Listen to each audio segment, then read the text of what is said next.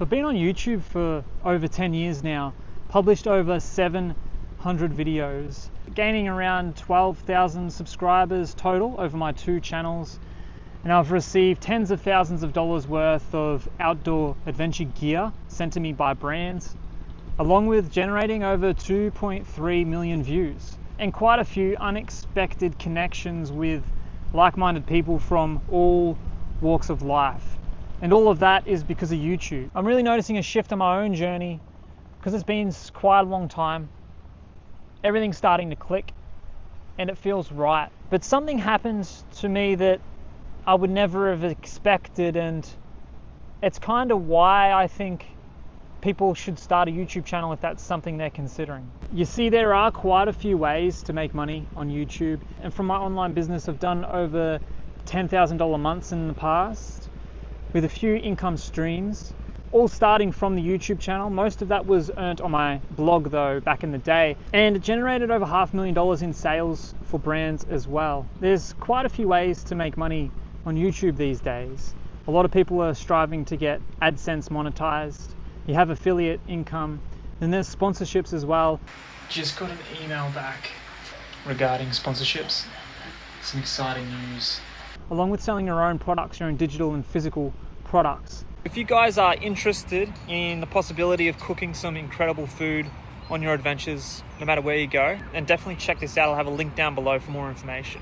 I'm still on the journey myself, and I'm not quite where I want to be yet. I've moved more into full-time on YouTube, and I'm committed to doing weekly videos. So if you guys are watching for the first time and you're not subscribed, make sure you're subscribed, because I'll be putting out more videos just like this one consistently as I move forward on this journey. But I hit publish on my YouTube journey 10 years ago at the age of 18.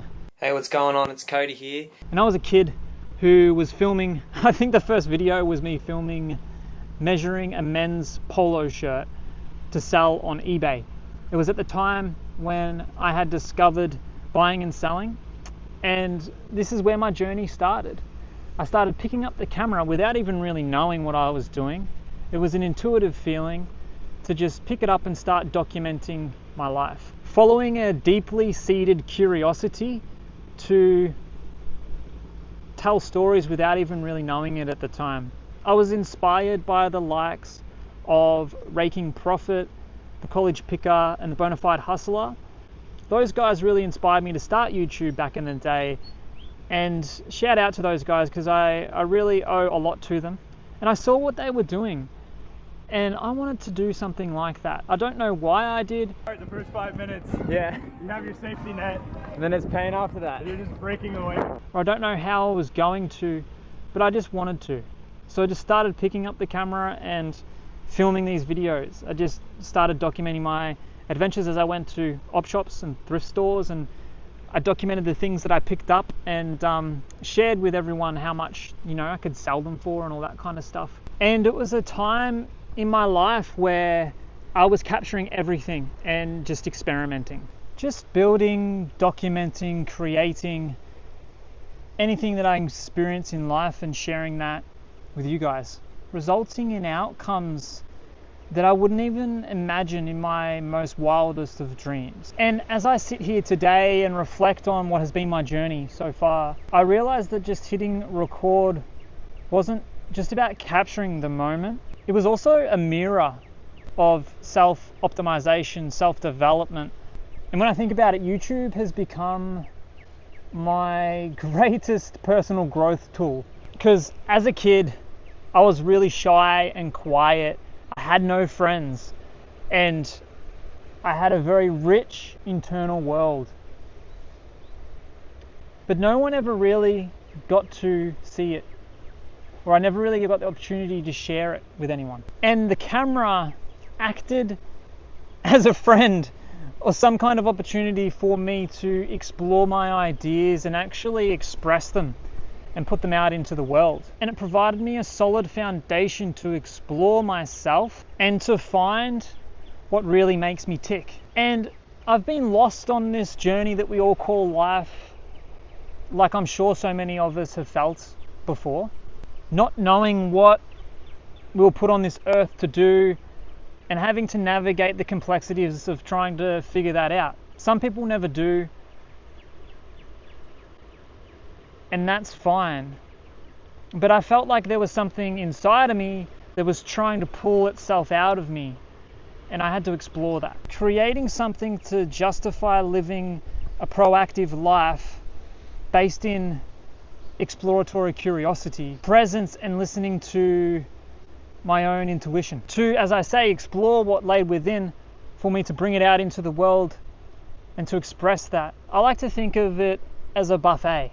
Like, how do you really know what you like if you don't try all the options? And I like to think that I was filling my plate with as many things as possible, and when I found what I liked, I went back for seconds. Broadening our surface area perspective of interests to find what we really like, shining light on that and honoring it to bring it out into the world. And I like to think this is authentically chasing our curiosity. And when I look back, it's resulted in this skill set stack of storytelling, video capturing, producing, whatever you want to call it, to editing, amongst many other skills that you learn when you make YouTube videos. And I was just talking to my YouTube coach this week actually about this specific mindset that people who are starting a YouTube channel should have. And I think it's a mindset that separates successful YouTubers from those who fail. And it all comes back to not falling in the numbers trap. It's an arbitrary illusion. And I think it's something that has prisoned me on my journey as well. I put many hours into producing some videos that I've made in the past, some that have taken 2 months to create. I pour my heart and soul into it. And then when it comes time to hitting publish, you only get 200, 300 views. You get discouraged, and then you don't make anything for months. Codey, just fucking, heavyweight boxer this shit. Codey, I think if I can get you into this mindset of just muscling your way through creation, then eventually you'll get a 10, 20K view video, And I think you're starting to tap into it now. Committing to weekly uploads no matter what, making a commitment to myself that this is what I'm doing. Focus solely on the output and unattached to the views. And when you think like that, eventually you're gonna get the views, paradoxically. It's finding a balance. What I'm finding lately is when I put deadlines on things, what is in your heart generally and genuinely comes out. Becoming honest by accident, because this is something that I've always struggled with on this channel, is authenticity. Making because I think it's something that's going to get me the views rather than making because I want to make it.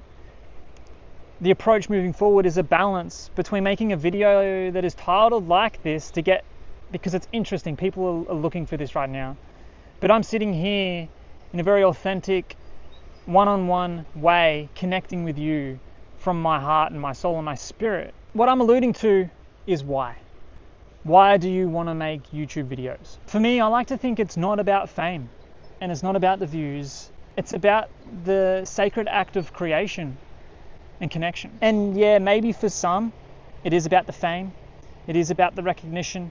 It is about the love they're seeking from others to acknowledge their work. What I'm here to do on this channel is to seek deep, genuine connection. Creating and expressing from my truest self. Because being anything else doesn't sustain in the long term. I've done it before where I fell off the path doing something that was shadow orientated to my truest essence, or what I was kind of really here to do.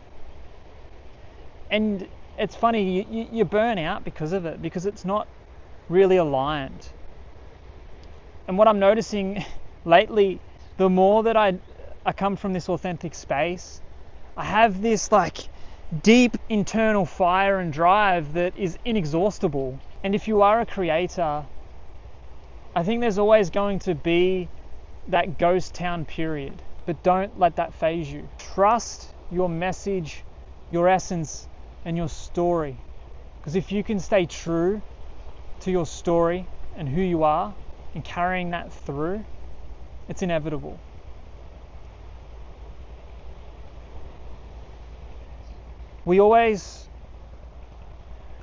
we always maybe try to copy others because we see what works and we want to imitate or just create that because it's done well in the past. I think there's a fine medium, as that old saying goes, good artists copy, great artists steal. It has some merit in the sense that there are some YouTubers that I really look up to, some beautiful storytellers that I admire, and I take a little bit from each and every one of them and filter it through the uniqueness of myself, creates something that's unique. But I also think the trick to it as well is to package it in the language that resonates with the masses, if you want to get your message out there, into what people want, and then elevating it through your message and through what you have to tell. And when you start showing up consistently, from my own experience vlogging every day for a year back in Japan and also in Australia, to recent times now with me committing to this weekly, while also showing up authentically, many opportunities, friendships and collaborations just land in my lap simply because I shared what I was curious about. It puts it out into the world, and you never know who watches your videos. I'm truly blessed to be able to reflect on my journey so far and look at all those comments, and I often find myself flicking through them and reading them from time to time to really acknowledge and express my gratitude for how many people I've reached out to and connected to through my videos from many walks of life. But I like to think of YouTube as this time capsule. Lately, as I look back again and watch my older videos, some from over 10 years ago, I've forgotten who that kid was. And there's beautiful, like, very micro moments that I would have forgotten if I didn't pick up the camera and capture it. And it's a humbling reminder to acknowledge that we are reinventing ourselves on a moment by moment basis. However, it seems that in real time, that progress, that change, that shift, that growth trajectory is very minuscule, and it's something that is very unnoticeable in the moment. So slow that sometimes we might not even recognize how far we've come. Overestimating what we can do in a year, but cannot fathom the results that we gather in 5 to 10 years from now. And this leads to what I wanted to talk about, which is legacy. And I wrote something down about legacy after I looked up the etymology of it. The word legacy originally meant a body of a person sent on a mission. It wasn't about what you leave behind, but what you send forward. I love that because that's exactly what creating on YouTube is all about. Your videos are like your ambassadors that you send out into the world, carrying your message, carrying your perspectives and your discoveries forward. Each upload is as if it's commissioned with purpose, and sometimes it's a purpose that you don't even fully understand right now. And I guess I'm just captivated by the multitude of legacy that YouTube generates. You got a personal legacy, an interpersonal legacy, and then there's a legacy of something else. Personal, I mean what I've been talking about, right? It's just being able to look back on your old videos and watch a day in the life, for example, of yourself 8 years ago, and just look at the person you were, the way you carried yourself, the beliefs you had, comparing that to the present moment you right now with the understanding of what you have about yourself in this moment, and hopefully being proud of the gap that's there. And then you have interpersonal, which is kind of like friends, family, loved ones. I started YouTube in a way to document my adventures so that my family back home could watch and see what I was up to. And I always like this idea of thinking about imagining watching my grandparents on YouTube.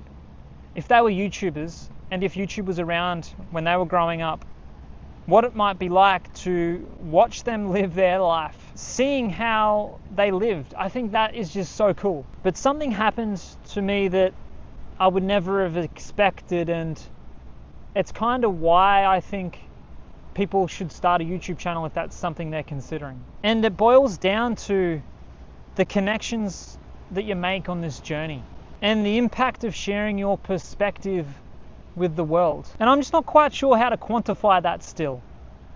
The ability to be able to send information out into this invisible field, if we're to get really specific about it. Other people watching it that you would never have met before. It just blows my mind that people not too long ago only knew the people that lived in their immediate ecosystem or their immediate environment in their town and never knew anyone outside of that. Now in this new world, we're able to share our ideas, our interests, our passions, what we love to express, and just pump it out into this field. And whoever resonates, whoever aligns to what we have to share, we can attract them into our ecosystem and create a connection. And that just blows my fucking mind. And for me, if my work and my videos create a positive, orientating ripple in the lives of others, then that is the benchmark of a life well lived, no matter how big or small that impact may be. And I think all of us have the ability to do that. All this started from deciding to pick up a camera one day and to capture life in all its raw, unfiltered, messy and imperfect ways, although this looks pretty perfect. And watching that younger Codey inspired the Codey of today. It just blew my mind. And it really got me thinking about the intangible, incalculable effects that we have on individuals, on communities, and potentially the world. I've often always had the tendency to underestimate the effects that my presence has on the world and that our own presence can have on those around us. I think it's beautiful to realize and acknowledge those who have benefited from our existence. And I mean genuinely.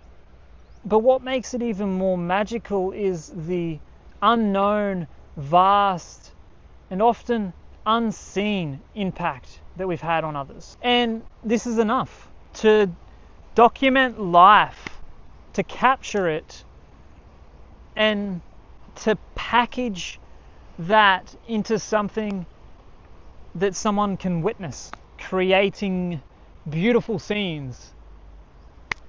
The moon's out right now. And showing people what you saw, how you saw it, filtered through your own unique perspective.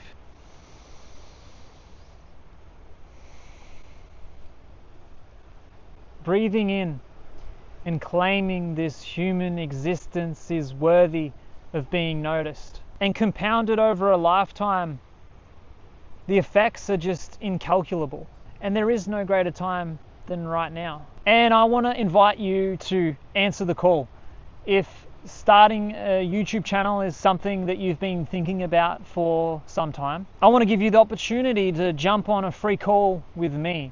I'm opening up opportunities for people to jump on a call. I just want to get to know you guys and connect on a deeper level, to just catch up and have a chat and get to know you. And if you're keen, check out the link down below and I'll see you there. It just goes to show, just keep going, because on the other side there's going to be that perfect view. Like, I know it sounds corny and everything, but you just got to be persistent. You just got to keep going. And eventually you'll get that view and that reward at the end of all your hard work. You just got to keep going. You can't give up. You come so far, why give up now? The sun's out, it's beautiful. And hopefully shortly I will enjoy a nice view. But we'll see what happens. We'll keep going, we'll be persistent, we won't give up, and we'll try our hardest. And we'll see what happens. So thanks again guys for watching. See you in the next one.